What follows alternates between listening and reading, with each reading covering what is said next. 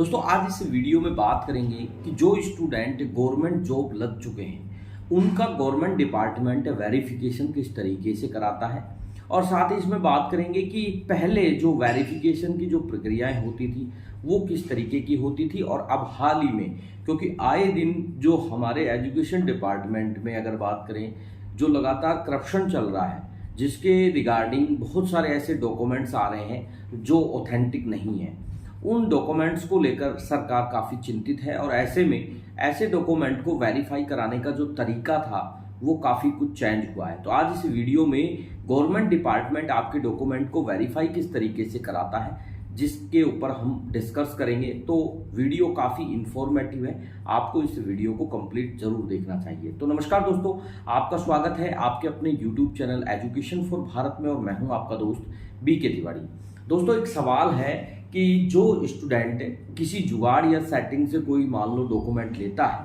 उस डॉक्यूमेंट को अगर वो कहीं पे भी किसी भी गवर्नमेंट डिपार्टमेंट में यूज करता है तो उस डॉक्यूमेंट को सर्वप्रथम कैसे वेरीफाई करती है, या फिर अगर बात करें जो गवर्नमेंट की वेरिफिकेशन की जो पॉलिसी है वो किस तरीके से वर्क करती है। तो जो पहले वेरिफिकेशन की अगर बात करें, जो पहले वेरिफिकेशन की जाती थी उनमें मात्र आपकी जो फाइनल ईयर की मार्कशीट होती थी, यानी कि जो आपकी फाइनल ईयर की जो डिग्री थी उसी डिग्री को वेरिफिकेशन के तरीके से यानी कि वेरीफाई किया जाता था। मान लीजिए आप एमए कर रखी है आपने और आप मान लो किसी जॉब में अपने डॉक्यूमेंट को आपने अटैच किया है यानी कि लगाया है और उसके बाद आपका वहां पर सिलेक्शन हो गया है, तो जो वेरिफिकेशन होता था वो निश्चित नहीं था कि वो आपका वेरिफिकेशन होगा या नहीं होगा। वो वेरिफिकेशन की प्रक्रिया बोलकर आपके डॉक्यूमेंट ले लेते थे, लेकिन उसका वेरिफिकेशन बहुत सारी ऐसी जगह हैं जहां पर नहीं किया जाता था। लेकिन जिस तरीके से ये फ्रॉड डिग्रियों के मामले सामने आने स्टार्ट हुए हैं, जिस तरीके से हर वैकेंसी में जो फ्रॉड दस्तावेज या फिर जो फर्जी डिग्रियों का यूज होने लगा है, इसके बाद काफ़ी जो डिपार्टमेंट है वो सक्रिय हुए और उन्होंने उन सभी तमाम डॉक्यूमेंट्स को वेरीफाई कराने का निर्णय लिया। अब जो वेरिफिकेशन का जो एक तरीका है वो किस तरीके से रहा जाता है, यानी कि किस तरीके से उन डॉक्यूमेंट्स को वेरीफाई किया जाता है, तो उसमें जो पहले डॉक्यूमेंट आपकी जो फाइनल डिग्री पर किया जाता था, यानी कि आपने मान लो बीए की कोई बैकडेटेड डिग्री ली है और आप उसके बेस पर कहीं पे भी एडमिशन कराकर आपने एमए कर लिया है, तो आपका सिर्फ एमए का जो डॉक्यूमेंट है वो वेरीफाई किया जाता था और वो यूनिवर्सिटी उस डॉक्यूमेंट को वेरीफाई भी कर देती थी, क्योंकि यूनिवर्सिटी सिर्फ जो कोर्स आपने वहां से किया है उस डॉक्यूमेंट को वेरीफाई करती थी। परंतु अब जो डॉक्यूमेंट्स हैं उनकी अगर वेरिफिकेशन की पर्टिकुलर बात करें तो आपका जो स्टार्टअप है, यानी कि आपने जहां से स्टडी स्टार्ट की है वहां से आपके डॉक्यूमेंट वेरीफाई होते हैं। जैसे अगर बात करें कि अगर अब कोई भी वैकेंसी में हम कोई भी दस्तावेज अपने लगाते हैं यानी कि वहाँ पर प्रेजेंट करते हैं, तो उन डॉक्यूमेंट्स में आपका सबसे पहले जो 10th का बोर्ड का सर्टिफिकेट होता है वो वेरीफाई किया जाता है, उसके बाद 12th का सर्टिफिकेट वेरीफाई किया जाता है, इसके बाद ग्रेजुएशन का वेरीफाई किया जाता है और उसके बाद जो आपकी फाइनल ईयर की डिग्री है या फिर जो भी आपकी फाइनल स्टडी है उनके डॉक्यूमेंट वेरीफाई किए जाते हैं। यानी कि जो वेरिफिकेशन का जो तरीका है वो पर्टिकुलर जो पहले एक लास्ट डिग्री को वेरीफाई करके जिस तरीके से सिलेक्शन किया जाता था, अब उसमें चेंज हो गए हैं। वो आपकी स्टार्टिंग से आपकी सभी उन तमाम डिग्रियों को वेरीफाई कराता है। तो ऐसे में फर्जीवाड़े की जो लगातार न्यूज आती है, या फिर हम कहते हैं कि ऐसे कई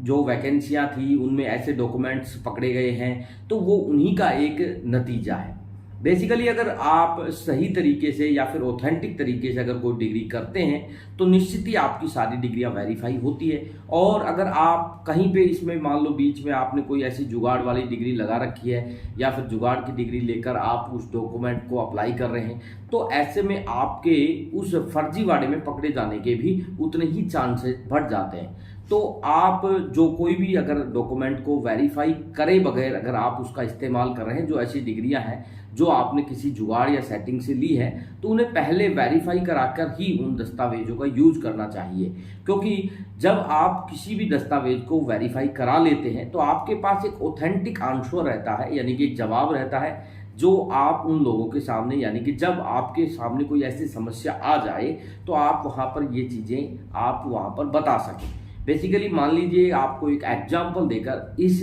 पूरे वेरिफिकेशन को बहुत अच्छे से समझाने की कोशिश करते हैं। तो मान लीजिए आपने कोई भी डिपार्टमेंट में मान लो कोई भी एक वैकेंसी थी जो पोस्ट ग्रेजुएशन लेवल की थी, जिसमें आपने कोई भी डॉक्यूमेंट यूज किया, जो भी डॉक्यूमेंट आपने यूज किया उसके अकॉर्डिंग 10th 12th आपकी ग्रेजुएशन के डॉक्यूमेंट आपने वहां पर सबमिट किए। सबमिट करने के बाद उक्त विश्वविद्यालयों से उन डॉक्यूमेंट के संबंधित जानकारी मांगी गई। जो मांगने का जो एक प्रॉपर तरीका है वो तरीका ये रहता है कि सर्वप्रथम ऐसे डिपार्टमेंट उनको मेल भेजते हैं, यानी कि मेल के द्वारा वेरीफाई करने की कोशिश करते हैं, या फिर ज़्यादातर हमने ये भी देखा है कि वो बाई लेटर के भी इन डॉक्यूमेंट्स को वेरीफाई करते हैं। यानी कि वहाँ जितने भी संबंधित बोर्ड्स हैं या फिर विश्वविद्यालय हैं वहाँ पर लेटर दिया जाता है गवर्नमेंट डिपार्टमेंट के द्वारा कि उक्त विद्यार्थी के पास जो दस्तावेज हैं वो आपके विश्वविद्यालय के द्वारा दिए हुए हैं, तो क्या ये स्टूडेंट है जो ऑथेंटिक है या नहीं है। अगर वहाँ से प्रॉपर